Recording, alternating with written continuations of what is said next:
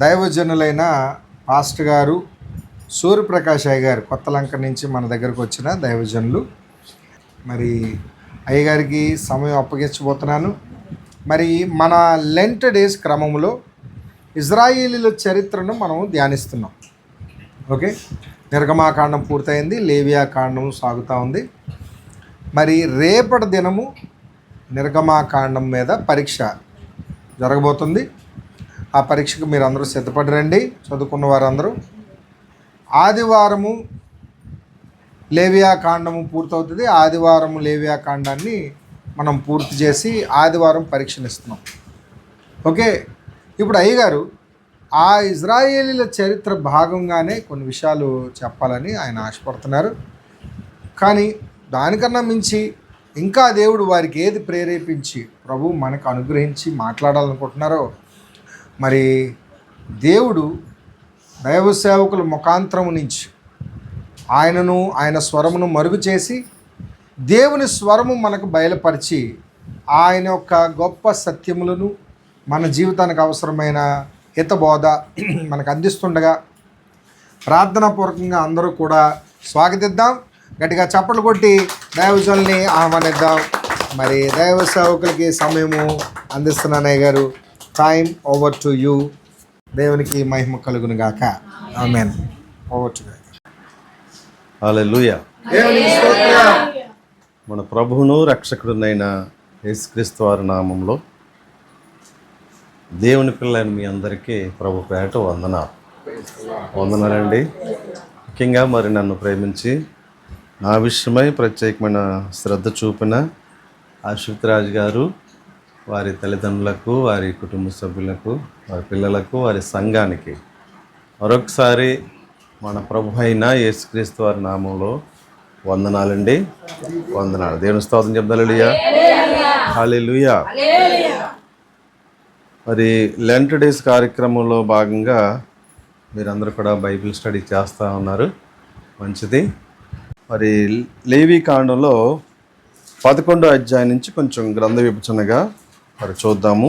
నిర్గమకాండము అనగా ఇశ్రాయేలు ప్రజలందరూ కూడా ఐగుప్తు ప్రాంతంలో వారు అనుభవించిన బానిసత్వం నుంచి విడుదలవ్వటము, వారి యొక్క చరిత్ర అంతా మనం చూస్తున్నాం. నిర్గమకాండంలో వారు బానిసత్వానికి వెళ్ళడానికి గల కారణాన్ని మనం చూస్తున్నాము.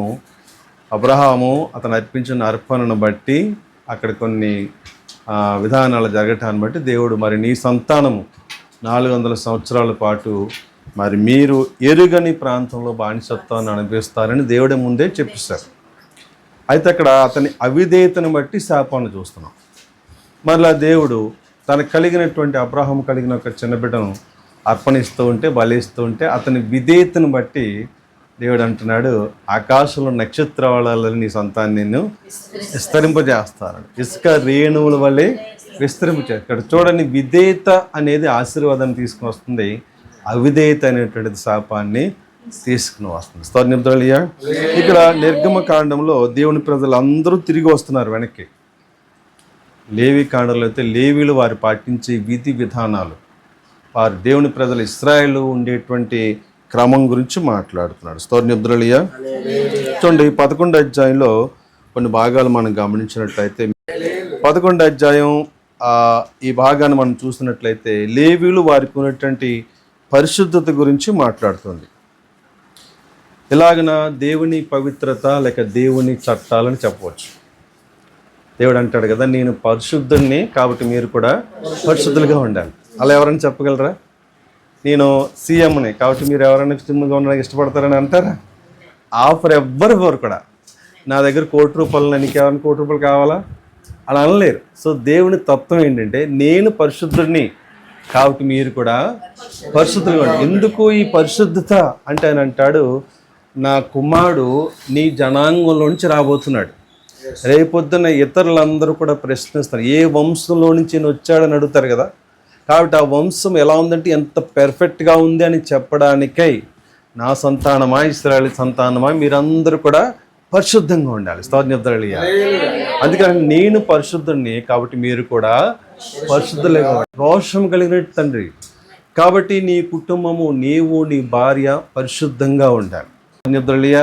కాబట్టి ఆయన 11వ అధ్యాయంలో అంటున్నాడు, జంతువులు వాటి మధ్య ఉన్న వ్యత్యాసాల గురించి మాట్లాడుతూ పవిత్రమైనవి కొన్ని అపవిత్రమైనవి, అలాగే కొన్ని భూమిపైన జీవించే జీవరాశులు ఉన్నాయి, నీటిలో జీవించే జీవరాశులు ఉన్నాయి, ఎగిరే పక్షులు ఉన్నాయి, అలాగే క్రిమి కీటకాలు ఉన్నాయి, చచ్చిపోయిన అదేంటారు డెడ్ బాడీస్ ఉన్నాయి, కళేబరాలు కార్కరస్.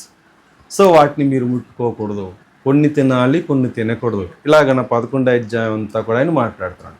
ఎందుకండి ఇన్ని రూల్స్ అండ్ రెగ్యులేషన్ ప్రభావ మా ప్రజల పట్ల నీవు ఇస్తున్నావంటే అని అంటాడు, నేను పరిశుద్ధుణ్ణి కాబట్టి మీరు కూడా పరిశుద్ధులుగా ఉండాలి. ఎందుకంటే ఈ వంశంలో నుంచే నా ప్రియకుమారుడు యేసుక్రీస్తు వారు అంటే ఎన్ని వందల సంవత్సరాల నుంచి దేవుని యొక్క ప్రగాఢమైన ఆ ప్రణాళికను మనం చూస్తున్నాము చూడండి. స్తోత్రం. అంటే దేవుడు ఎంతో వారిని ప్రేమించి వారి పట్ల ఒక ప్రత్యేకమైన శ్రద్ధ ఆయన పట్ల కనిపిస్తుంది. ఎవరి పట్ల అంటే ఇశ్రాయేల్ పట్ల. ఎందుకంటే ఈయన నా జనాంగం అని చెప్తున్నాడు దేవుడు. ఎవరి జనాంగం అట? ఇశ్రాయేల్, దేవుని జనాంగం. ఆయనకు ఒక పేరుంది, ఏమిటది? ఇశ్రాయేల్ దేవుడు, సైన్యములకు అధిపతి అని యెహోవా. సైన్యములకు అధిపతులు అంటే ఆయన వస్తూ ఉన్నాడంటే ఆయన చుట్టూ ఎవరున్నారు? సైన్యం ఉంది. వాళ్ళు అంటూ ఉన్నారు అక్కడ, దేవా వారికి రాజు ఉన్నాడు, వీళ్ళకి రాజు ఉన్నారు, మరి మాకు కూడా రాజు కావాలి కదా అంటే సమయాలు అంటే నేనే కదా రాజునే, నేను చూస్తాను కదంటే మీ మాట ఏమి వింటలేదు ప్రభు, నా మాట ఏమి వింటలేదు తండ్రి, ఏం చేయమంటే సరే వాళ్ళు అలాగనుకున్నావు అలా చేయను అంటే అక్కడ దేవుడు వారి పక్షంగా రాజుగా ఉండి యుద్ధం చేస్తున్నాడు. వీళ్ళు రాజులు వెళ్ళి లేక రాజులను ఎక్కడ నిలబడి సైన్యాన్ని ఎక్కడ నిలవించుకుంటూ సైన్యం వెళ్ళి ఫైట్ చేస్తుంటే దేవుడు నేనే కదా రాజుని, నేనే కదా సైన్యాక్షుని, నేను ఫైటింగ్ చేస్తాను కదా అంటే దాని అర్థం ఏంటంటే దేవుడు వారి పక్షంగా నిలబడి యుద్ధం చేస్తున్నాడు. స్తోత్రలియా. ఇక్కడ చూడండి వాళ్ళు అంటున్నారు దేవుని వ్రేలు వారికి తోడుగా ఉందంటాడు. మోషే దగ్గర, ఆ ఫరో దగ్గర, అది దేవుని శక్తి. ఆయన ముందు మనం ఏం చేయలేము, రథాలు ఊడిపోతున్నాయి, అక్కడ పని చేయట్లేదు, వాళ్ళ దగ్గర ఉంటే మాంత్రిక శక్తి పని చేయట్లేదు, వాళ్ళు ఎన్ని రకాలుగా ఆ శక్తియుక్తులన్నీ ఉపయోగించినా కూడా పని చేయలేదు. దాని అర్థం ఏంటంటే దేవునితో ఫైటింగ్ చేయడం ఇది ఇంపాసిబుల్. నిద్రలియా. ఎందుకంటే అక్కడ సైన్యం లేదు, వారికి నిజానికి వారికి యుద్ధం తెలియదు, కానీ వారి పక్షంగా నిలబడుతుంది ఎవరు? సైన్యములకి అధిపతి యెహోవా. అక్కడ అమాలీకులు కానీ, అక్కడ ఉంటే గిల్గాలీలు కానీ, ఆ పెరిజ్జీలు కానీ, ఫిలిస్తీన్లు కానీ, అక్కడ ఉంటున్న వాళ్ళు ఎవరు అమాలీకులు కానీ వీళ్ళెవ్వరూ కూడా వారి ముందు నిలబడే గొప్ప శక్తి. అందుకే నా దేవుడికి ఉన్నటువంటి పేరు ఏంటంటే వారి దేవుడు సైన్యములకి అధిపతి అయిన యెహోవా. అంటే రోషము కలిగిన తండ్రి మన పక్షంగా నిలబడి ఏం చేస్తారంట? ఫైటింగ్ చేస్తాడు అక్కడ. అంటే మనం చేయగలిగింది ఒకటి ఉంది, ఏంటి? స్తుతి, స్తోత్రం, ప్రార్థన. అంటే మనము చేయగలిగిందంటూ మనం చేసుకుంటా పోతే మనము చేయలేనిది స్తోత్రం చెప్తారలియా. కాబట్టి అందుకే ఆయనకి పరిశుద్ధులైన తండ్రి, సైన్యములకి అధిపతి అయిన యెహోవా. స్తోత్రం చెప్తారలియా. ఇక 12వ అధ్యాయం మనం చూసినట్లయితే ఇక్కడ ఒక బిడ్డ పుట్టిన తర్వాత వారు పాటించే విధి విధానాల గురించి మాట్లాడతారు. అంటే ఎలా ఉండాలి, ఎలా పాటించాలి, ఆ బిడ్డ పట్ల తీసుకోవాలనేటువంటి శ్రద్ధల గురించి మాట్లాడుతున్నాడు. స్తోత్రనిబ్దులయ్యా. ఒక టైం సెన్స్, ఒక 8వ రోజని, 6వ రోజని, ఒక నెలని, 2వ నెలని ఎలా ఉంటుంది కదా. 8వ రోజు చూడండి, ఇశ్రాయేలు అక్కడ బిడ్డని తీసుకెళ్ళి వారికి బిడ్డకు సున్నతి చేయటము, ఈ కార్యక్రమాలు మనం చూస్తాం. అంటే బిడ్డ పట్ల కూడా దేవుడు ఒక ప్రత్యేకమైన ప్రణాళిక ఉన్నాడు.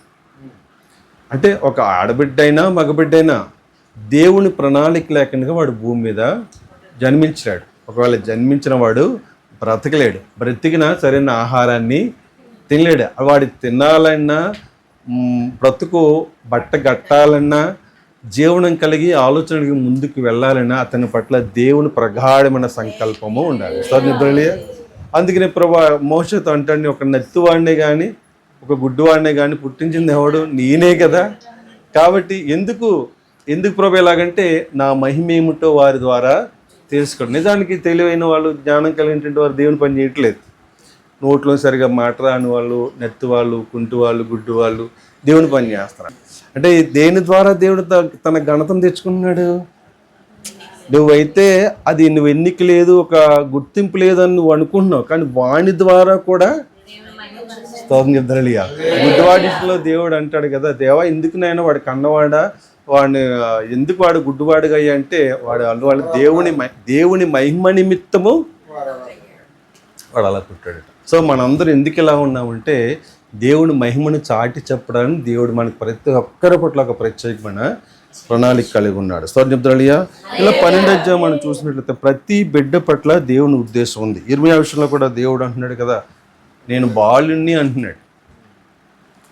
చూడా, నువ్వు ఇంకా పుట్టక ముందే నీ గురించి నేను ఒక ప్రణాళిక ఆలోచన కలిగి ఉన్నా. అంటే భూమికి ఇంకా పునాది వేయబడక మునిపే, అంటే మనందరి గురించి ఆయనకు ఒక గొప్ప ప్రణాళిక ఉంది. ఒకరు ఆ పరిచర్య చేయాలి, వాళ్ళు ఈ పరిచర్య చేయాలి, ఒక పాటలు పాడాలి, ఒక వాక్యాన్ని వివరించాలి, ఇంకా ఇలా ఒక్కొక్కరిది ఒక్కొక్క ఆ తలాంతులో దేవుడు వారిని నడిపిస్తూ ఉన్నాడు. స్తోత్రలియా. ఇక 13వ అధ్యాయం చూసినట్లయితే ఇక్కడ కొన్ని రకాల పొడలు, మచ్చలు, దాన్ని ఏమంటారు, ఒక లెప్రసీ టైప్లో కనబడుతూ ఉన్నాయి. స్కిన్ డిసీజెస్ అనమాట. ఈ స్కిన్ డిసీజెస్ ఎవరు ఐడెంటిఫై చేస్తారు? యాజకుడు గుర్తించి చేస్తూ ఉంటాడు అనమాట. అందుకనే చూడండి, కొంతమంది అక్కడ స్వస్థత అయినప్పుడు నువ్వు వెళ్ళి యాజకుని కనబరుచుకోమంటాడు. సో యాజకుడు ఏం చేస్తాడంటే from top to bottom skin గమనించిన తర్వాత ఆయన సర్టిఫై చేస్తాడు. ఇతరులు ఎలాంటి పొడ, మచ్చ, డాగు లేదు, నీ వెళ్ళి యాజకుడు కనపరుచుకోండి. దానికి యాజకుడు ఎవరిక్కడ? మన ప్రభు అయిన యేసుక్రీస్తు వారే ప్రధాన యాజకుడు. సో ప్రధాన యాజకుడి సర్టిఫై చేస్తుంటే యాజకునితో పని ఉందా? అంటే ఇక్కడ యాజక ధర్మం అనేది ఒకటి ఉంది, యాజకునికి ఇచ్చేటువంటి ఒక రెస్పెక్ట్ ఒకటి ఉంది. కాబట్టి నువ్వు వెళ్ళి అతని దగ్గరికి వెళ్ళి చూపించి సర్టిఫై చేయించుకో. తర్వాత నువ్వు సమాజంలో, నీ కుటుంబంలో, దేవుని మందిరంలోకి వెళ్ళవలసినట్టు విధంగా నువ్వు వెళ్ళి అక్కడ ఆ కార్యక్రమం నిమిత్తమే చేయవలసింది అంతా కూడా నువ్వు చేయమని చెప్తున్నాడు. స్తోత్రలియా. అంటే ప్రధాన యాజకుడని యేసుప్రభువే మన పక్షగుండుగా, యాజకుడితో మనకు పని లేదు. ఎందుకంటే దేవుడు మన ఒక్కొక్కరిని యాజకునిగా, చూడండి, పాటలు పాడేవారిగా, ప్రధాన యాజకులుగా దేవుడు వారిని మనందరినీ కూడా ఎంపిక. అది దేవుని ప్రణాళిక. స్తోత్రలియా. ఇక్కడ పొడ, మచ్చ, డాగు అనేటువంటి ఎందుకు ఉండకూడదంటే దేవునికి అర్పించే దాంట్లో ఏది కూడా లోపం ఉండకూడదు. ఎలాంటి లోపము? దేవునికి ఇచ్చేది చూడండి, ఇది కోడికి కాలు ఇరిగిపోయింది అనుకోండి, అప్పటికి పాస్టర్ గారికి ఇచ్చేయండి అంటున్నారు. అక్కడక్కడ నేను వింటా ఉన్నా. అంటే పాస్టర్ గారు కోడి దాని కాలు ఇరిగిపోతే పాస్టర్ గారు తప్ప ఇంకెవరు దాన్ని తినరు. యాక్సిడెంట్లో చచ్చిపోయింది. అంటే రోడ్డు మీద వెళ్తుంటే 10 కోళ్ళు పుంజులు ఉంటాయి కదా, సైకిల్ ఎక్కేసింది, బండి ఎక్కేసింది, దానికి సట్ట జారిపోయింది. ఇది పాస్టర్ గారికి ఇచ్చాను. మరి నేను ఎప్పుడు అనుకున్నానండి దాని బతికిలాగా అయిపోయింది, పాస్టర్ గారు మీరు తీసుకోండి. నేను విన్నాను సంఘాల్లో పట్టుకొచ్చేది ఏది శ్రేష్టమైనదని దేవునికి ఇవ్వట్లేదు. ఇప్పుడు పుంజు కాస్ట్ ఎలా ఉంటుందంటే అక్కడ దాని రంగుని బట్టి, దాని పికప్ని బట్టి 5,000, 10,000 ఉంటుంది. అది అమ్ముకున్నంత కాస్ట్ వస్తుంది. అది సట్టు జారిపోయింది అనుకోండి, ఇంక దాన్ని ఎవడకుండా కదా మాస్టర్ గారు. మరి అంటే దాని క్వాలిటీ అది దేవునికి ఇవ్వడానికి వారి దగ్గర ఉంటాడు. మనసు ఎలాంటిదంటే దాన్ని దేవునికి ప్రేమించేవారు ద బెస్ట్ ఇవ్వాలి. దేవుడు అంటే దేవుని వస్తువు సమస్తం కూడా పరిశుద్ధంగా ఉంటాడు. నా మందిలో ఉన్నటువంటి సామాగ్రి కానీ, నా మందిలో ఉన్నటువంటి వస్తువులు కానీ, బోళము కానీ అంతా కూడా పరిశుద్ధంగా ఉండాలి. ఎందుకు పరిశుద్ధంగా ఉండాలంటే నేను పరిశుద్ధంగా, కాబట్టి నా వస్తువు అంతా కూడా పరిశుద్ధంగా ఉండాలంటాడు. దేవుని స్తోత్రం. కాబట్టి దేవునికి అప్పచెప్పే దాంట్లో పొడ కానీ, మచ్చ కానీ, డాగు కానీ, కళంకమైనది కానీ ఏది కూడా ఉండడానికి ఇష్టం లేదు. అందుకని దేవుడు అంటున్నాడు, నా జనాంగమైన అంటే మీలో ఎలాంటి పొడ, మచ్చ, డాగు లేకుండా పవిత్రంగా ఉండాలి. స్తోత్రలియా. అలా 13వ అధ్యాయం మనం చూస్తున్నాం. సరే 14వ అధ్యాయం మనం చూసినట్లయితే అలాగనే అది కూడా ఏం చెప్తుందంటే స్కిన్ పైన ఉన్నటువంటి సమస్యలు, దాని శుద్ధీకరణ, దాని విషయం పాటించవలసింది. గృహంలో ఉన్నటువంటి క్వారంటైన్లో అది ఒంటరిగా దాని విషయమే తీసుకోవాల్సిన జాగ్రత్తల గురించి అక్కడ మాట్లాడుతున్నమాట దేవుడు మాట్లాడుతున్నాడు. ఇలాగ 14వ అధ్యాయం మనం చూస్తున్నాం. అలాగే 15వ అధ్యాయం మనం చూసినట్లయితే ఇక్కడ చూడండి, అపవిత్రత గల కారణాల గురించి మాట్లాడుతున్నాం. ఎందుకు వస్తుంది, దానికి సంబంధించిన సమస్యలు మాట్లాడుతున్నాడు. శరీరం మీద ఉన్నటువంటి సమస్యలు, ఇంకా స్త్రీ ఉండేటువంటి కొన్ని రకాల బలహీనతలు ఉంటాయి కదా, ఆ బలహీనతని గురించి అక్కడ మాట్లాడుతుంది. ఇక్కడ ఒక వాక్యం గురించి శ్రద్ధ ఉంచాలని నేను ఆశపడుతూ ఉన్నాను. చూద్దాం. ఇక్కడ 45వ వచనం, 13వ అధ్యాయము 45వ వచనం ఒకసారి చూద్దాము.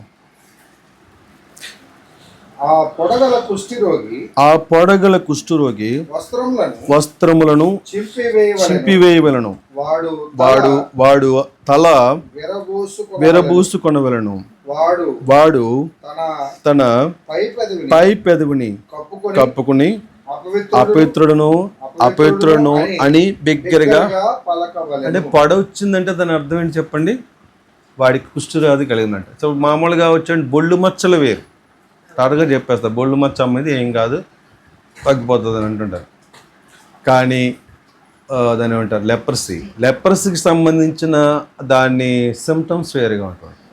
ఈ కుష్ఠవ్యాధి అనేటువంటి వాడు ఎలా ఉంటున్నాడంటే తన పెదాలు ఇలా పెట్టుకుంటున్నాడు చూడండి, తల విరబూసుకుని వాడు తన పై పెదవిని కప్పుకొని. చూడండి మత్తయి సువార్త 8వ అధ్యాయం 1 నుంచి 3 వచనం ఒక మాట చూద్దాము. 8వ అధ్యాయం నుంచి 3 వచనం వరకు,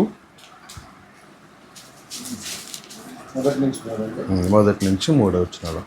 ఆయన ఆ కొండ మీద నుండి దిగి వచ్చినప్పుడు బహుజన సమూహంలో ఆయన వెంబడించింది. ఇదిగో కుష్ఠరోగి వచ్చి ఆయనకు మొక్కి ప్రభువా నీకిష్టమైతే నన్ను శుద్ధినిగా చేయగలవలను. అందుకైన చేయి చాపి వాని ముట్టి నాకిష్టమే నీవు శుద్ధుడు కమ్మని చెప్పగా తక్షణమే వాని కుష్ఠరోగము శుద్ధి. సో ఎవరికి ఇష్టమవుతుంది ఇక్కడ? యేసు ప్రభువారికి. సో నీ దగ్గర నా దగ్గర ఉంటే బలహీనతను శుద్ధి చేసేవాడు ఎవరంటే ప్రభు అయిన యేసుక్రీస్తు.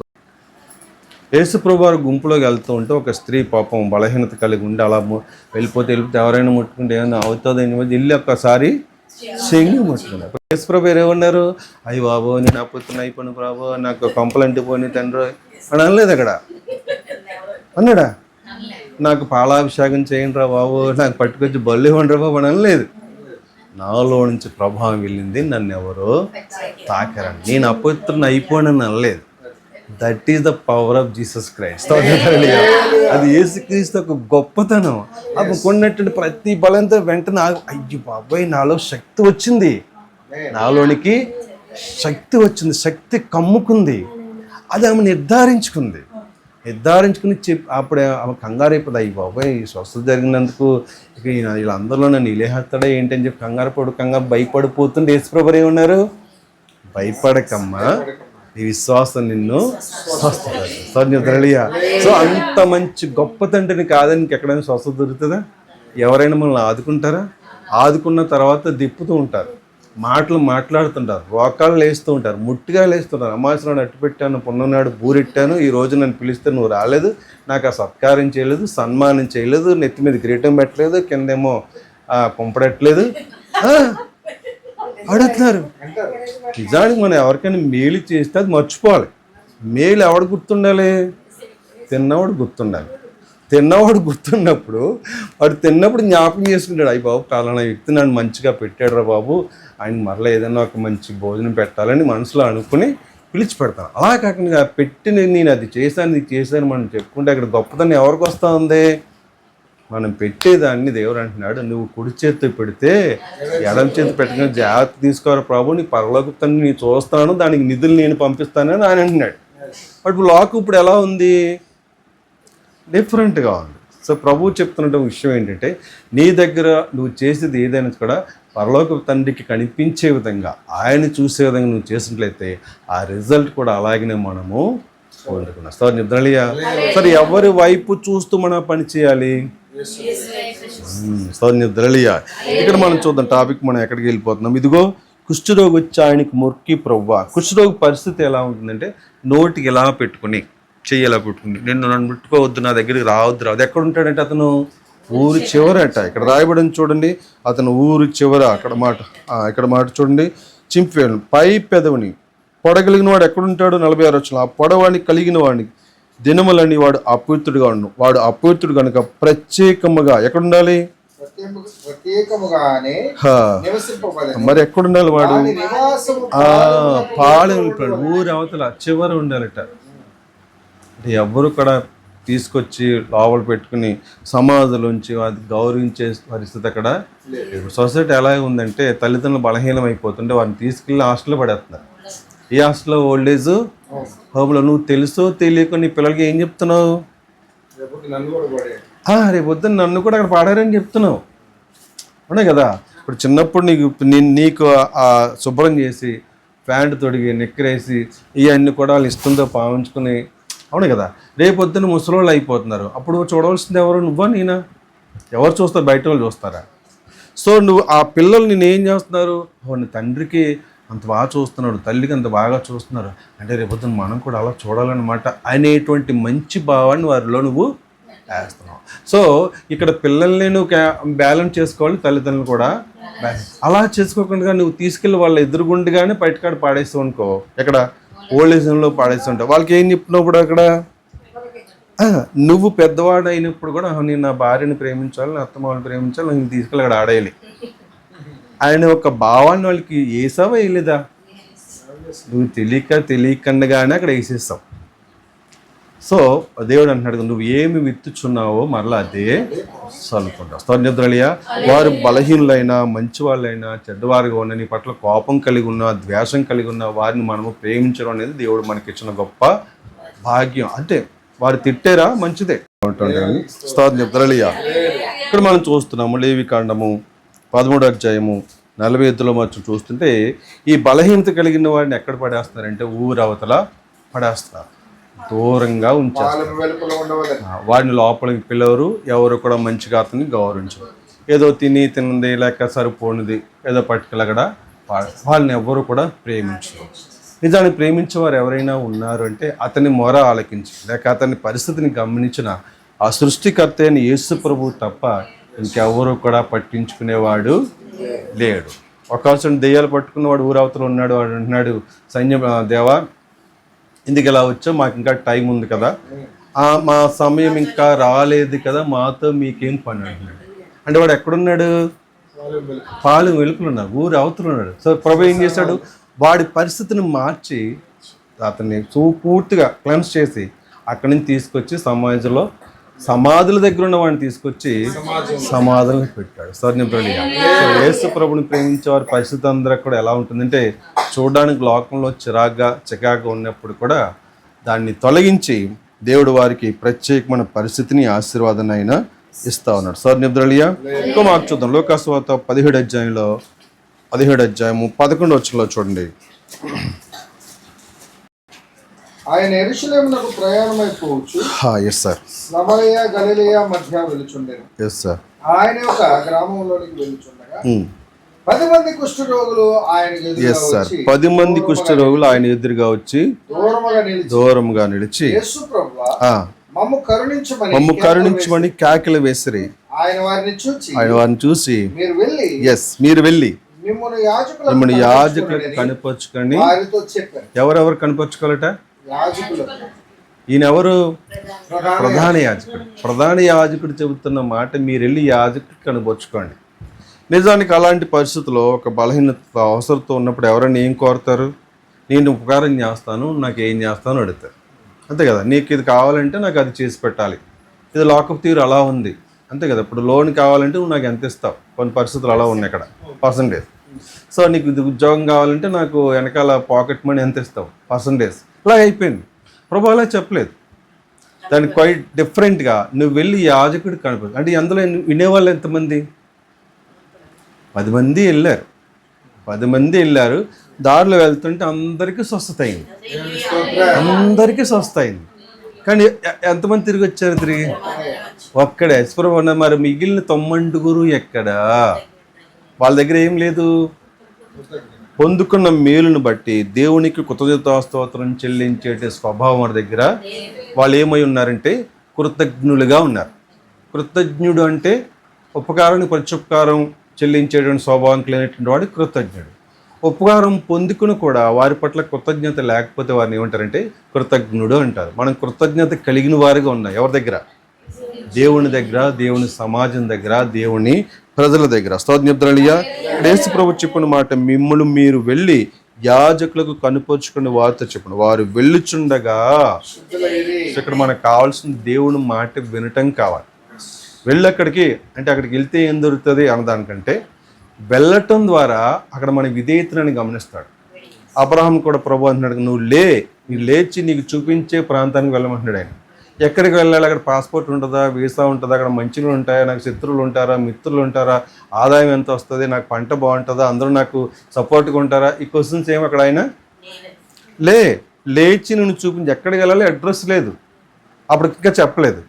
అప్పుడు వెంటనే అతను లేచి వెళుతూ ఉంటే అంచెలంచెలుగా దిగించాడు. ఎంతమంది పనివారు? 318 మంది పని. ఒక ఎమ్మెల్యే కానీ ఒక ఎంపీ కానీ ఎవ్వరు అంతమంది సెక్యూరిటీ, అంతమంది చేతి కింద పనిచేసే వాళ్ళు ఉంటారా? వాళ్ళ జీతాలు ఇవ్వాలి. ఎవరైనా ఇవ్వగలరా? వారి పోషణ చేయగలరా? వారి కుటుంబాలను గమనించుకోగలరా? గమనించుకోలేనంత స్థాయిలో ఇప్పటివరకు ఎవరికి అంతమంది లేరు. మరి ప్రైమ్ మినిస్టర్ కూడా ఎంతమంది ఉంటారంటే జెడ్ కేటగిరీలో 318 అంతమంది ఉండరు. అంటే ఒక సేవకునికి విలువ చూడండి. అక్కడ అతను విధేయత కలిగి ఉండడం ద్వారా వెళ్ళిన ప్రతి చోట, అడుగుపెట్టిన ప్రతి చోట ఆ బావి తవ్వుతుంటే నీళ్ళు, పొలం విత్తనాలు జల్లుతుంటే పంట, నిద్రలియ ఎంత గొప్ప ఆశీర్వాదం చూడండి. కాబట్టి మన దేవుని యొక్క లేఖనాన్ని బట్టి సేవకుడు అక్కడ నిలబడినప్పుడు ఏ వాక్యాన్ని అయితే చెప్తున్నారో ఆ చెబుతున్న దాని వైపే చూడాలి తప్ప ఇది నా గురించే చెప్తా ఉన్నాడు, ఎవరో చెప్పేశారు పాస్టర్ గారికి, ఎవరో చెప్పేశారు అని అనుకున్నట్లయితే చాలా పొరపాటు. నిజానికి అది దేవుడు బయలుపరుస్తూ తప్ప ఎవరు కూడా దాన్ని అక్కడ చెప్పలేరు. చెప్తారులే. సో నేను పర్సనల్గా ఏడుస్తున్నాను సంగతి ఎవరు తెలిసి చెప్పండి. మరి అది దేవుడు వారిని అక్కడ పంపి ఒక దేవుని దూతలుగా వారిని పంపించాడు. వాడు పంపించి అసలు అది సమస్య కాదు నాయన అని చెప్పడం ద్వారా దేవుడు నా మొర ఆలకించాడు, నేను నమ్మాను. చెప్తారులే. మీ జీవితాల్లో కూడా వ్యక్తిగతంగా దేవుని దగ్గర మొరపెట్టుకున్నప్పుడు అది దొరికేటువంటి ఆశీర్వాదాలు అది పొందుకున్నప్పుడు ఆ మధురము అనుభవించిన వాళ్ళకి తప్ప ఇంకెవరు కూడా అర్థం కాదు. అందుకని జుంటె తేనె దారుల కంటే ఏంటది? దేవుని వాక్యం, దేవుని మాట. చెప్తారులే. ఇక్కడ చూడండి, వాళ్ళు వెళ్ళిన వెంటనే వాళ్ళు స్వస్థత చెందారు. మిగిలిన వాళ్ళు ఎలా ఉన్నారు? వాళ్ళు వారిలో ఒకడు తనకు స్వస్థత కలుగుట చూచి గొప్ప శబ్దముతో దేవుని మహిమపరచుచు తిరిగి వచ్చి ఆయనకు కృతజ్ఞతాస్తుతులను చెల్లించుచు ఆయన పాదముల యొద్ద సాగిలిపడి. వాడెవడు? సమరీయులకి ఇశ్రాయేలుకి సంబంధం ఉందా? లేదా? అంటే ఒక మిక్స్డ్ జనాంగం అనమాట. అంటే ఇశ్రాయేలులో నుంచి పక్కకి పెట్టబడిన, వెలివేయబడిన, బబులోను సామ్రాజ్యంలోకి వెళ్ళిపోయినప్పుడు వారు వివాహం చేసుకుని తిరిగి వచ్చినప్పుడు సెపరేట్గా ఉన్నటువంటి జనం, అంటే వాళ్ళ నుంచి సెపరేట్ అయిపోయారు. ఎందుకంటే వారు యాజక ధర్మశాస్త్ర వాక్యాలని వాటికి వాళ్ళు వింటలేదు, అందుకని వాళ్ళని అక్కడ వెలివేస్తారు. ఆ వెలివేసినటువంటి వాడుకున్నటువంటి కృతజ్ఞత స్వభావము మీ దగ్గర ఉందా?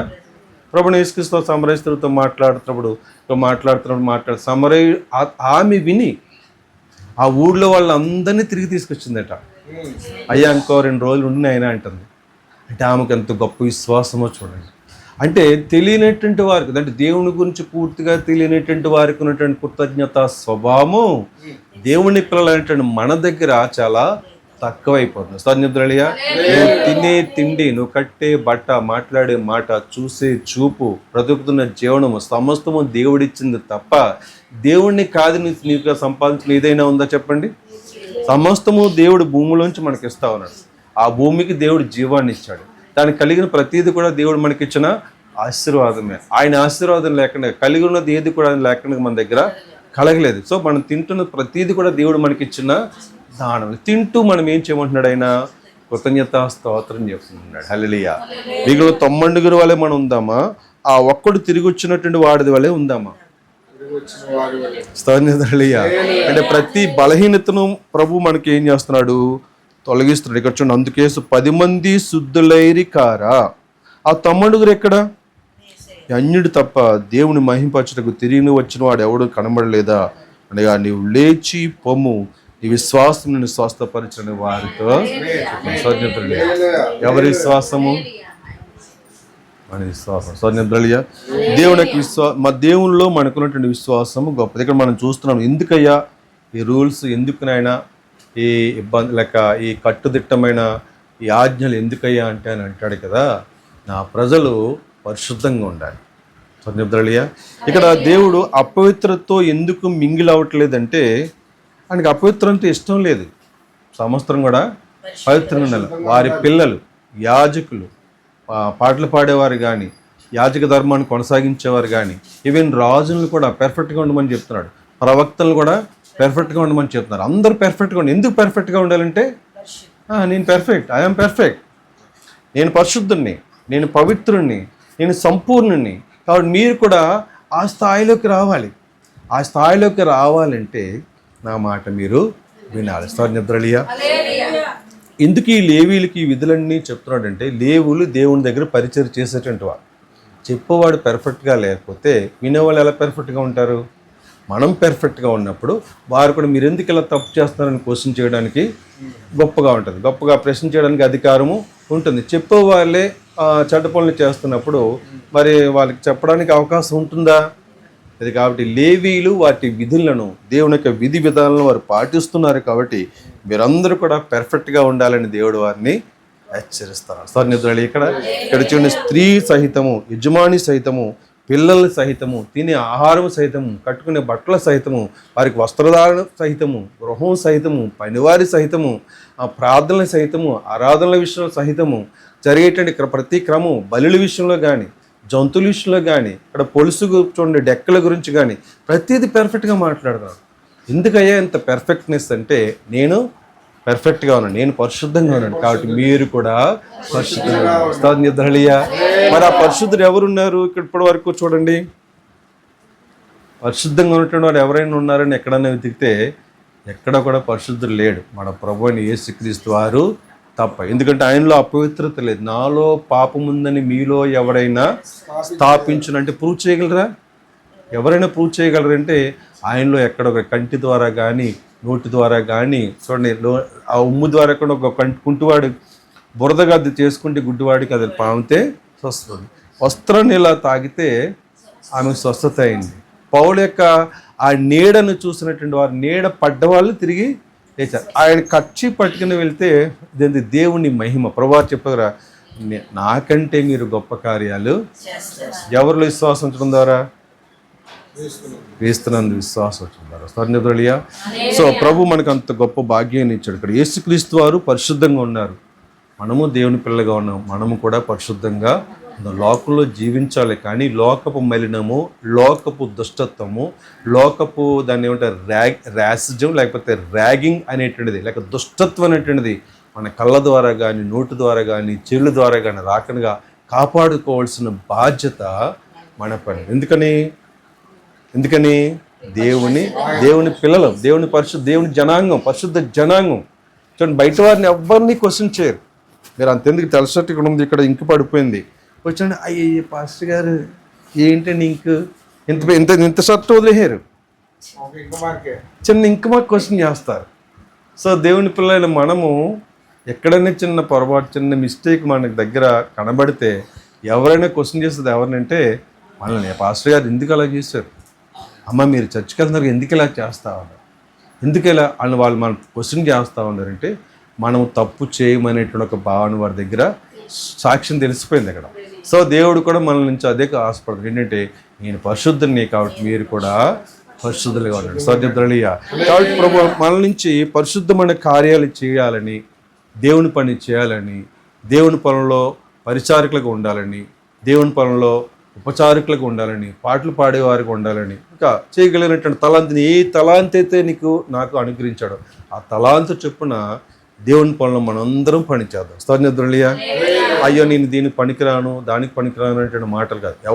ఎవరైనా సరే ఆ స్థాయిలో ఒక పని చేయగలరు. ఏ స్థాయిలో అంటే ఏ స్థాయి అయినా సరే. కొంతమంది ఓడవగలరు, ఓడ్చేటువంటి పని చేద్దాం. కొంతమంది చక్కగా ఉండగలరు, ఆ వండేటువంటి పని చేద్దాం. కొంతమంది సర్వింగ్ చేయగలరు. ఎందుకయ్యా అంటే క్రీస్తు ఒక సంఘం, ఇది దేవుని పొలం ఒక సంఘం. సంఘంలో మనం ఏమై ఉన్నట అవయవాలుగా ఉన్నాం. మరి దీనికి శిరస్సు ఎవరంటే ప్రభువైన యేసుక్రీస్తు. ఈ ఆలోచన తీనిస్తా ఉన్నాడు, ఎందుకంటే ఆయన పరిశుద్ధుడు, టోటల్గా పరిశుద్ధుడైన. మనందరూ కూడా పరిశుద్ధులుగా ఉండాలని ఆయన ఇష్టపడుతున్నాడు.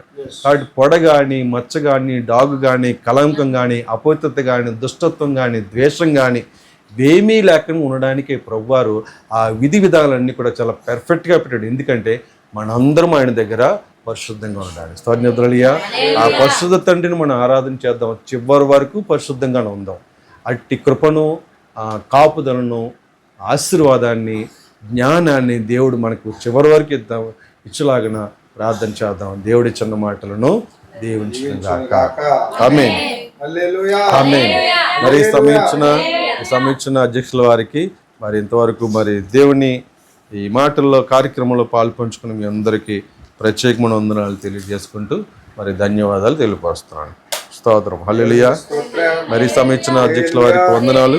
మరి మా కోసం, మా కుటుంబం కోసం ప్రార్థించమని తెలియపరుచుకుంటూ దేవుని స్తోత్రం చెప్తాం. హల్లెలూయా. వందనాలు. మరి అయ్య గారు చెప్పిన మాటలలో ఎంతో అద్భుతమైన లేఖనాలు మనం చూసాం. వారు చెప్పినట్లుగా పవిత్రత, అపవిత్రత, ఎవరు పరిశుద్ధులు, ఎవరు అపవిత్రులు. ప్రభువులు వారు మనందరినీ కూడా పవిత్రంగా, పరిశుద్ధంగా ఉండాలని కోరుకుంటున్నారు. ఎందుకు? ఆయన పరిశుద్ధుడు కనుక. ఆయన పరిశుద్ధుడు, మనం పరిశుద్ధులు అవ్వాలి. అయితే భూమి మీద మానవుడు ఎవ్వరూ పరిశుద్ధుడు కాదు, కానేరడు. ఆయన కృపను ఎందుకు పొందుకోలేకపోతున్నామంట? మనలో అవిధేయత వలన. ఆ అవిధేయత ఎక్కడి నుంచి మొదలైందంట? ఒక్క మనిషి నుంచి అవిధేయత ఆరంభమై అది పాపముగా రూపుదాల్చి మరణమునకు లోనవునట్లుగా మానవులందరి మీదకి ఆ పాపము, భారము మన మీదకి వచ్చింది. ఈ భారమును, ఈ యొక్క పాప భారమును, ఈ యొక్క అవిధేయతను తొలగించడానికి మన ప్రభు అయిన యేసుక్రీస్తు మన కొరకు భూమి మీదకి మన యొక్క బలహీనతలు ఎరిగిన దేవుడు మన మధ్యకు వచ్చి మన బలహీనతల్లో ఆయన కూడా పాలు పంచుకొని ఆయన బలహీనతలు జయించి మనం చేయలేని కార్యం ఆయన చేసి ఆ మరణాన్ని జయించి ఇదిగో ఆ అధికారాన్ని మన చేతికి ఇచ్చి మూడో దినాన సజీవుడై ప్రభు మనకు అధికారం ఇచ్చారు.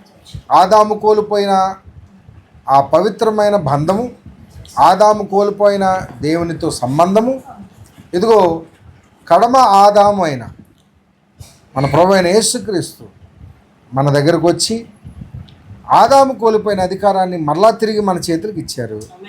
ఆ పునరుద్ధాన శక్తి, దేవునితో పాలు పంచుకునే సమాన భావజాలం, దేవునిలో లీనమైపోయే ఆ యొక్క దేవుని శక్తి మనకు దేవుడు అనుగ్రహించారు. దేవునికి స్తోత్రం చెప్పండి. సో కనుక ఇందాకలా అయ్యగారు చెబుతూ ఒక అద్భుతమైన మాట చెప్పారు. విధేయత ఆరంభములోనే మనం ఆశీర్వాదం చూస్తాం.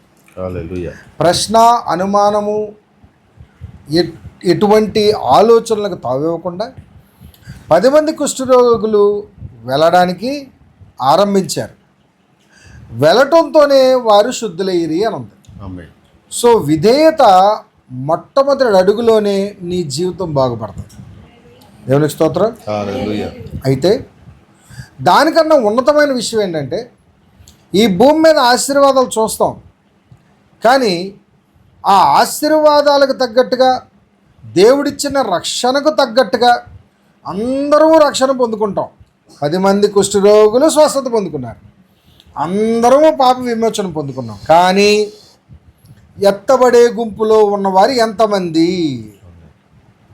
ఎత్తబడే గుంపులో ఉన్నవారు ఎంతమంది అంటే ఎవరైతే ప్రభు దగ్గర ఆఖరి వరకు వచ్చి ఇదిగో ప్రభువా నీ వలన నేను స్వస్థత పొందుకున్నాను, నీ వలన నేను బాగుపడ్డానని దేవునికి ఆ యొక్క కృతజ్ఞత చెల్లించే మనసున్నవాడు అదిగో ఎత్తబడే గుంపులో ఉంటాడు.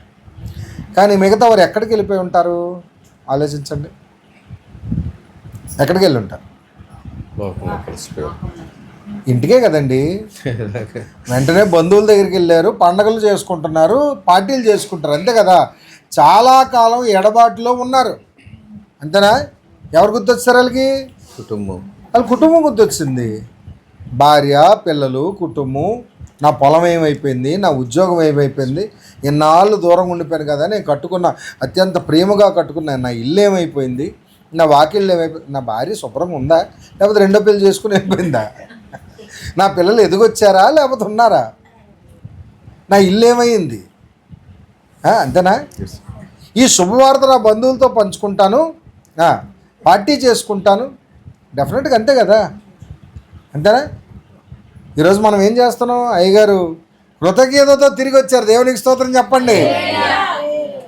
ఆ యేసయ్య ఇదిగో వైజాగ్లోనే నా పక్షాన, ఇందాక చూడండి, నా పక్షాన యుద్ధము చేయు దేవుడు, సైన్యములకు అధిపతి యెహోవా, దేవునికి స్తోత్రం చెప్పండి. సృష్టికర్త అయిన దేవుడు ఆయనే. ఇదిగో ఆ శరీరమును ఆ రూపొందించిన దేవుడే ఇదిగో విశాఖపట్నంలోని యేసయ్య నా కుడిపక్షం నుండి ఆ ఆపరేషన్ థియేటర్లో నన్ను స్వస్థపరిచి ఈరోజు బాగు చేశారు కనుక తిరిగి వచ్చి యేసయ్యకి నేను కృతజ్ఞత చెప్పాలని. మరి యేసయ్య కృతజ్ఞత చెప్పాలంటే ఎలా చెప్పాలండి?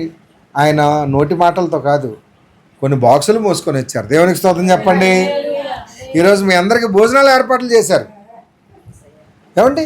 మరి ఇంత కృతజ్ఞత చెల్లించడానికి వచ్చినట్లుగా ఇదిగో ఎవరైతే అట్టి కృతజ్ఞత కలిగి ఉంటారో ఏమండి, వాళ్ళైతే పార్టీ చేసుకోవడానికి వెళ్ళిపోయారు. ఎవరు? తమ్ముడు. ఆ 9 మంది పార్టీ చేసుకోవడానికి వెళ్ళిపోయారు.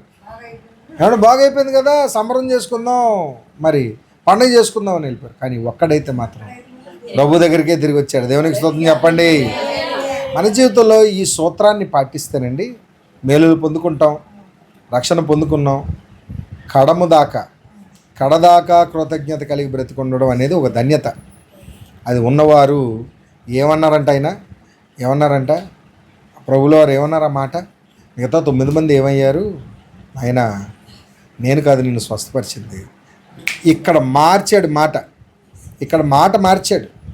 మొట్టమొదట మమ్మల్ని బాగు చేయండాయో అని ప్రార్థన చేసినప్పుడు మీరు వెళ్ళండి ప్రధాన యాజకుడి దగ్గరికి వెళ్ళండి అన్న. స్వస్థత పొందుకున్నారా లేదా? తిరిగి వచ్చాడు కదా ఈయన. ఇప్పుడు ఈయనకు మాత్రం స్పెషల్గా ఏమంటున్నాడు ఈయన?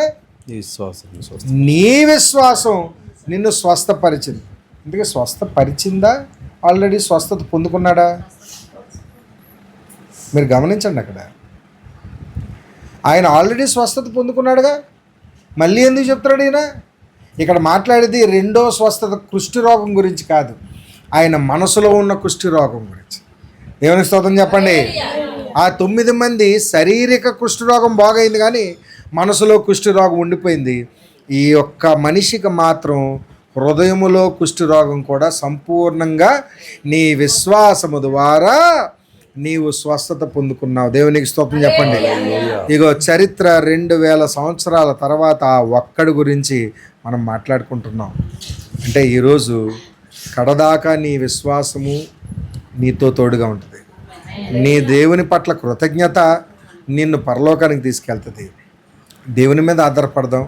అయ్యగారు చెప్పినట్లుగా మన పక్షాన వ్యాజ్యమాడు దేవుడు, సైన్యములకు అధిపతి యెహోవా, ఉన్నవాడు అనువాడు, సజీవుడు, భీకరుడు, గొప్ప కార్యములు చేయువాడు. ఇదిగో 7 జాతుల మనుషులు చుట్టుముట్టారంట.